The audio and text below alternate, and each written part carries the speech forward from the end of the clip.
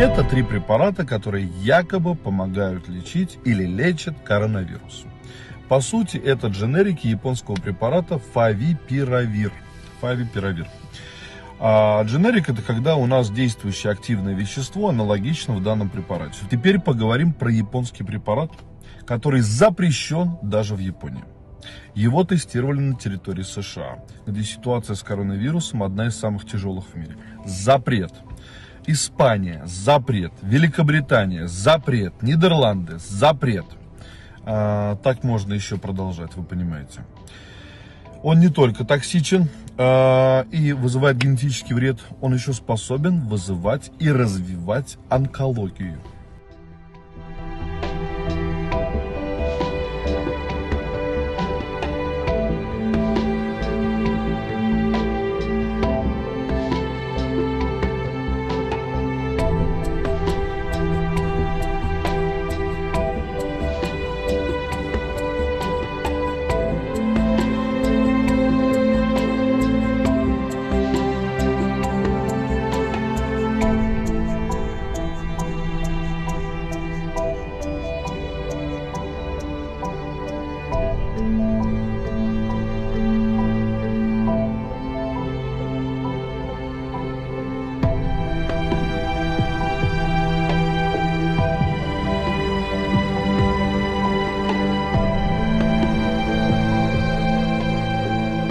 До этого он проходил тестирование в стационарах, но любой врач вам скажет, что промежуток времени после того, когда у нас случилось закрытие, когда у нас были переполнены больницы и когда его, собственно, начали использовать против коронавируса, по сегодняшний день слишком мало, чтобы выводить его в свободную продажу.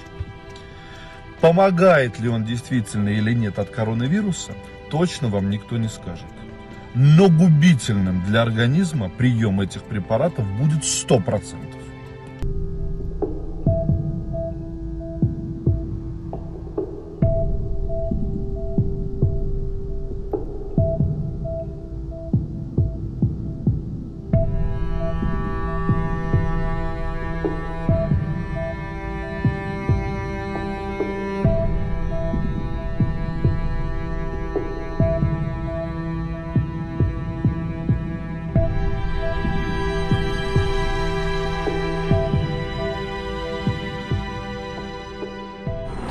Девушка, скажите, пожалуйста, у вас нет новых препаратов от ковида?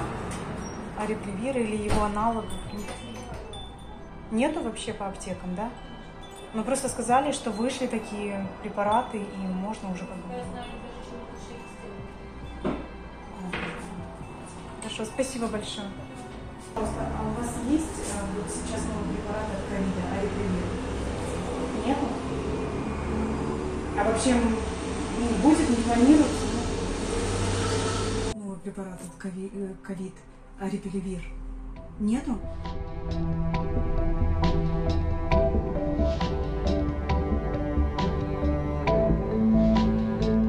Конечно, нет.